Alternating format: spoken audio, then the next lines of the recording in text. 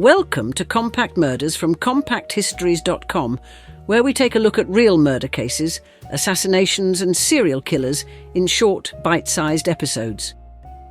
Before we start, a quick announcement. A brand new podcast is joining the Compact Histories family.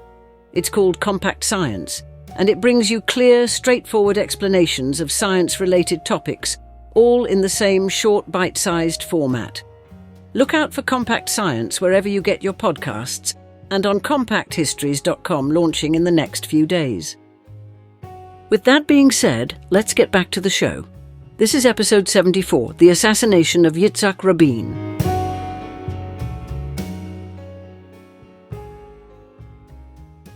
Yitzhak Rabin was born in Jerusalem on the 1st of March 1922, during the period of British rule in Palestine, and would later become the first Israeli Prime Minister born in the country itself.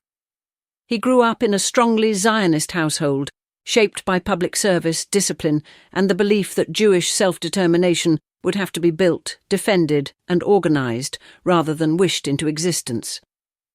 He attended the Kaduri Agricultural School, an institution that did not just teach farming, but also helped form a generation of young Jews who saw practical work, collective effort, and national purpose as closely linked.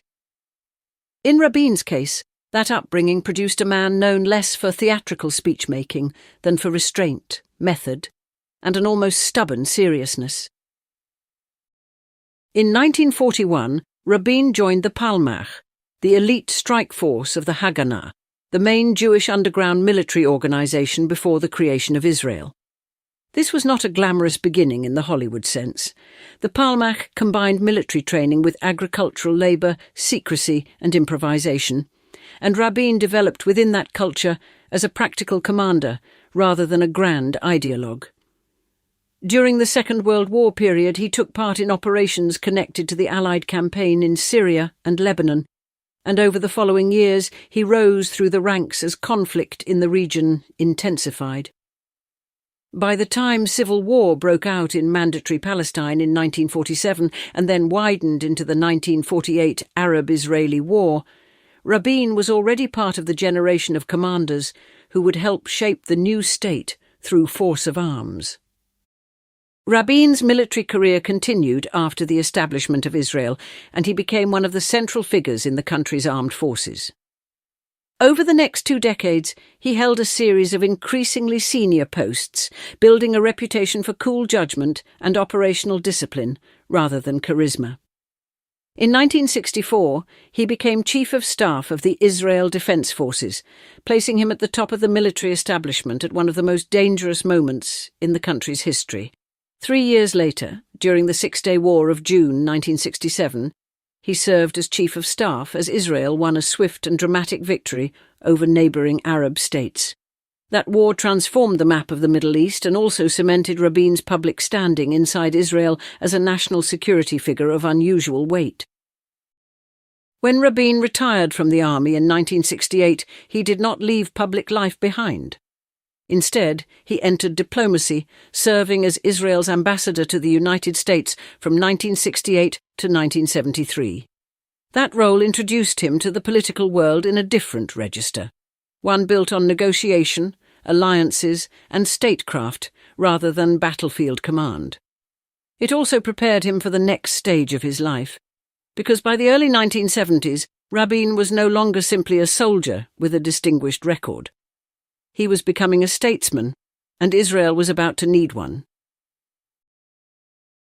Following his first stint as Prime Minister between 1974 and 1977, Yitzhak Rabin returned to the premiership in 1992, and he did so in a very different Israel from the one he had helped defend as a soldier.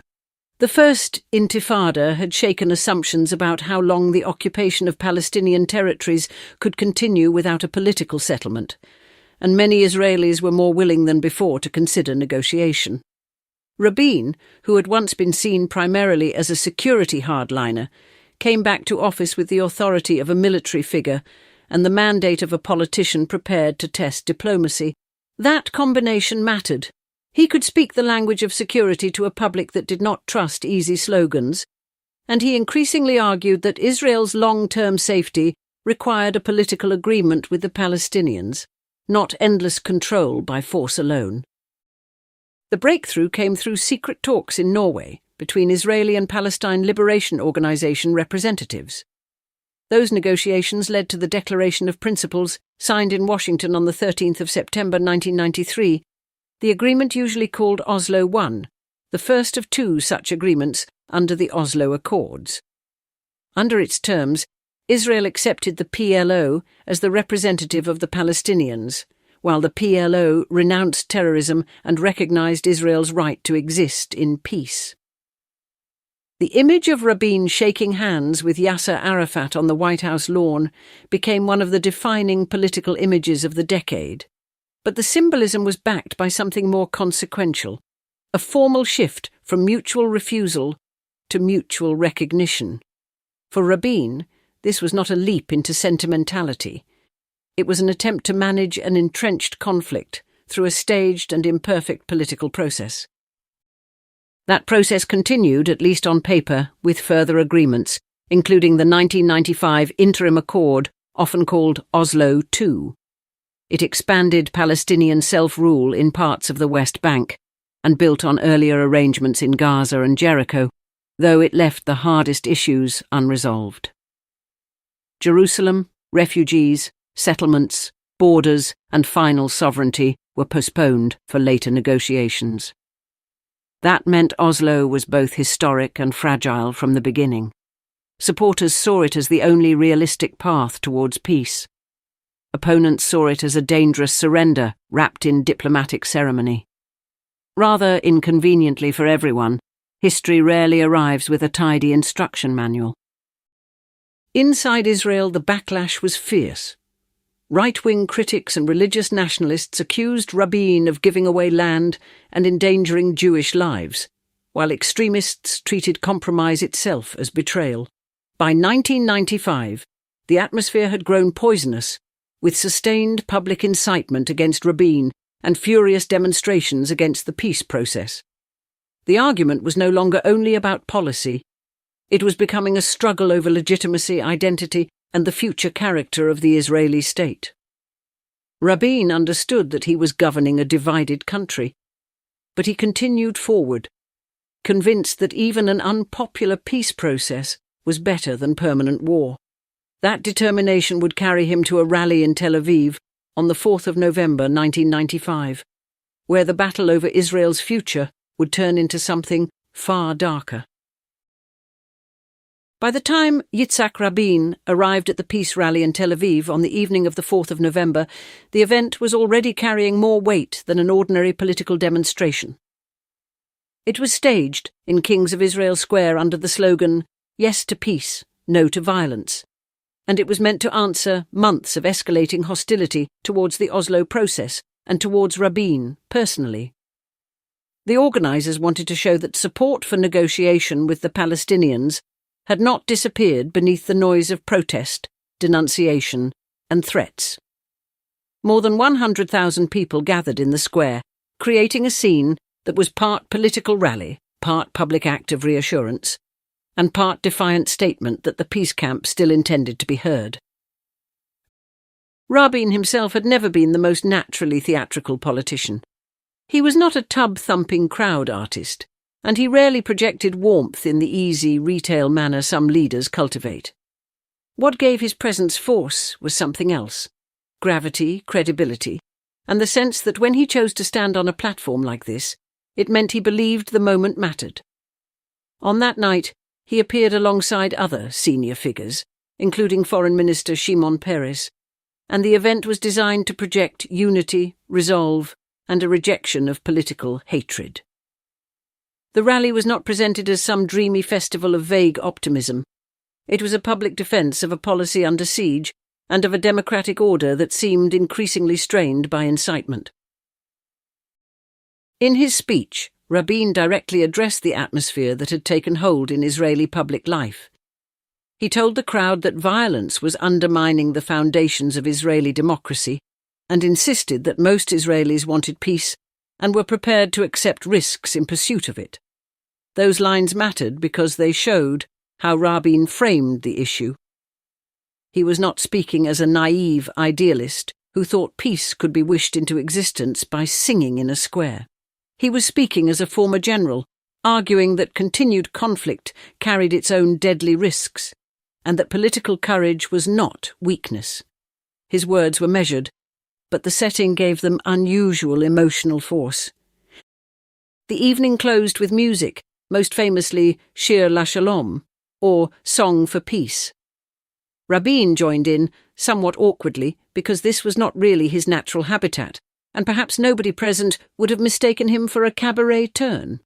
After the rally, a sheet containing the song's lyrics remained in his pocket and was later found blood-stained after the shooting. That detail would become one of the most haunting images associated with the night. Yet at that moment, as the crowd dispersed and Rabin left the stage area for his car, the mood was still one of relief and guarded hope. The rally had succeeded. The message had been delivered. And then, in the space between the square and the waiting vehicle, history lurched into catastrophe. After the rally ended, Yitzhak Rabin began to leave the area by way of the Tel Aviv City Hall steps, heading towards his waiting car. The event at Kings of Israel Square had been orderly, the crowd had been large, and Rabin had just publicly defended the peace process under the slogan, "Yes to peace, no to violence." Nothing in those final moments suggested to the people nearby that the evening was about to become one of the most traumatic events in modern Israeli history. Rabin was moving through what should have been a secure exit route, surrounded by bodyguards and officials, and the basic assumption was that the danger had passed once the speech was over. That assumption proved fatally wrong. As Rabin approached and began to enter his car, Yigal Amir, a Jewish extremist opposed to the Oslo peace process, moved in from behind and fired at close range. The attack happened quickly, in the compressed chaos that so often defines political violence. A few seconds, a few shots, and then immediate confusion as security officers reacted.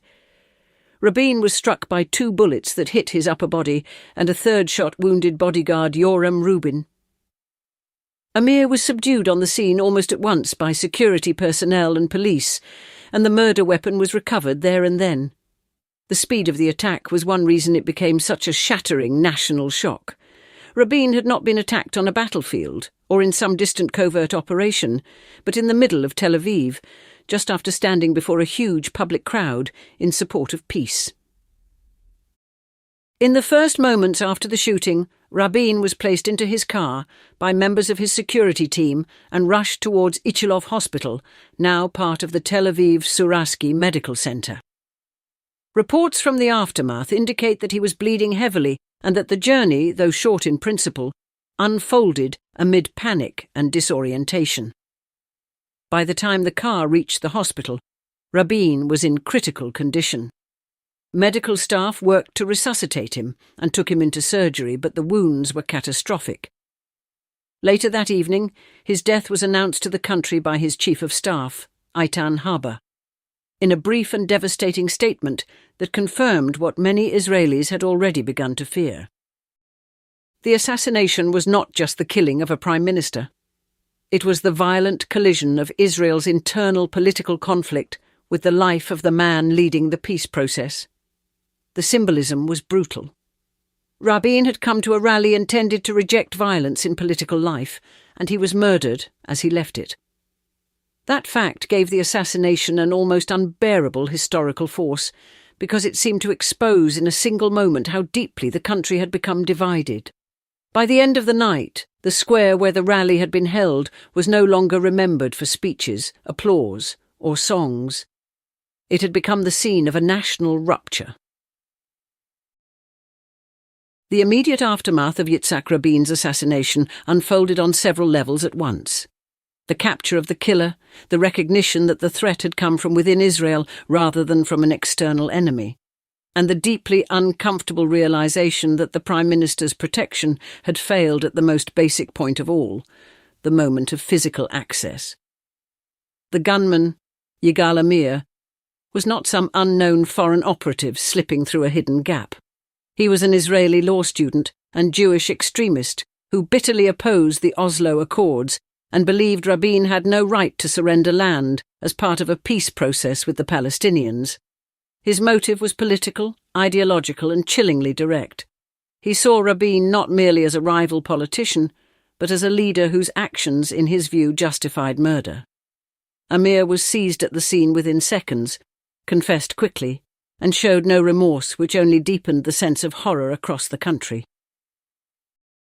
Almost immediately, attention turned to the security breakdown. How had a man with a handgun been able to place himself so close to the Prime Minister's route to the car at the end of a mass public rally? The later official inquiry, known as the Shamgar Commission, concluded that the assassination had been made possible by serious security failures at the scene, including poor coordination between the bodies responsible for Rabin's safety, weak adherence to procedures, and an overly lax security ring around the exit area. The Commission was sharply critical of Shin Bet, Israel's internal security service, and found that the Prime Minister had been exposed to grave risks that should have been prevented. In other words, this was not treated as an unavoidable bolt from the blue. It was judged to be a preventable failure. One especially painful aspect of the failure was the nature of the threat itself. Israeli security services had been focused heavily on the danger of Palestinian militant attacks, including the possibility of a suicide bombing at a public event. What they did not expect with enough seriousness was that a Jewish Israeli extremist might assassinate the Prime Minister. Yet the atmosphere leading up to the murder had been poisonous. Rabin had been denounced as a traitor, depicted in inflammatory protest imagery, and targeted by rhetoric that treated compromise as betrayal. It was also noted that the government was aware of Amir because of his anti-Arab militia activity, but was unaware of his specific plot to kill Rabin. That gap between general awareness and actual prevention became one of the central scandals of the case. The national shock was immediate and profound. Israel entered a period of mourning, with huge crowds gathering to grieve, and world leaders arriving for Rabin's funeral in Jerusalem on the 6th of November 1995. But grief was quickly joined by anger, self-examination, and political dread. Rabin's death was not only the murder of a prime minister, it was a sign that Israel's internal divisions had become lethal, and that the peace process had lost the one leader who had both the military credibility and political authority to carry it forward. Yitzhak Rabin's assassination did not end the Israeli-Palestinian peace process in a single instant, but it changed its trajectory in ways that proved profound and lasting. Rabin had been uniquely placed to push the Oslo process forward because he combined two qualities that rarely sit together comfortably in politics. He was a man of the Israeli security establishment, and he had come to believe that military strength alone could not resolve the conflict with the Palestinians. That gave him credibility with parts of the Israeli public that might have dismissed similar arguments from a less formidable figure. After his death, that combination was gone. Shimon Peres succeeded him as Prime Minister, but although Peres was deeply committed to the peace process, he did not command the same relationship with the Israeli public on questions of security, risk, and war. In the months that followed, the atmosphere deteriorated further.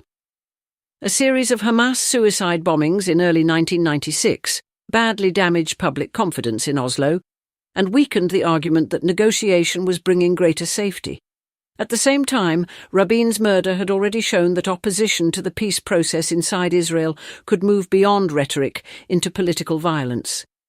The result was a climate of fear, mistrust, and disillusionment in which support for compromise became far harder to sustain. In the May 1996 election, Peres was narrowly defeated by Benjamin Netanyahu, who had opposed the Oslo framework in its existing form, and came to office promising a tougher line. That election is often treated as one of the clearest signs that Rabin's death had altered the political balance inside Israel. Oslo did not formally disappear in 1995 or even in 1996. Agreements continued in altered form, and the structure of Palestinian self-rule established during the Oslo years remained part of the political landscape. But the spirit behind the process was badly damaged. Rabin had approached peace not as a romantic ideal, but as a hard security calculation, and that mattered because it gave the project a centre of gravity. Without him, the process became more vulnerable to attacks from both sides, from Palestinian militants carrying out bombings, from Israeli extremists rejecting territorial compromise, and from a widening public sense that the whole effort was producing bloodshed without resolution. Over time, Oslo came to be seen by many not as the beginning of peace, but as the beginning of a prolonged, unstable interim with no clear destination. Rabin's death also left a permanent mark on Israeli political memory. Kings of Israel Square in Tel Aviv was renamed Rabin Square, and the assassination became a defining warning about incitement, extremism, and the fragility of democratic life under severe ideological strain. Every year, commemorations return to the same disturbing lesson. The murder did not come from a foreign enemy, but from an Israeli Jew who believed that political disagreement justified assassination. That fact still gives the event its particular force in Israeli history. Rabin's legacy remains contested in some quarters, admired in others, and inseparable from the unresolved questions he was trying to confront. In the broadest sense, the assassination of Yitzhak Rabin changed history because it removed a leader who might not have achieved peace, but who had a rare chance of moving the region closer to it. No serious historian can say with certainty that Rabin would have delivered a final settlement had he lived.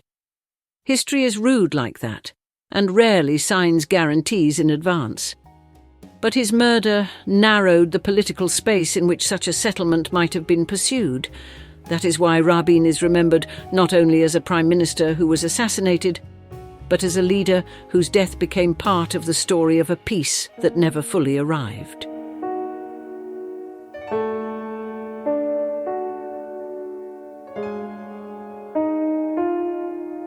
That brings us to the end of this episode of Compact Murder, part of the Compact Histories Network.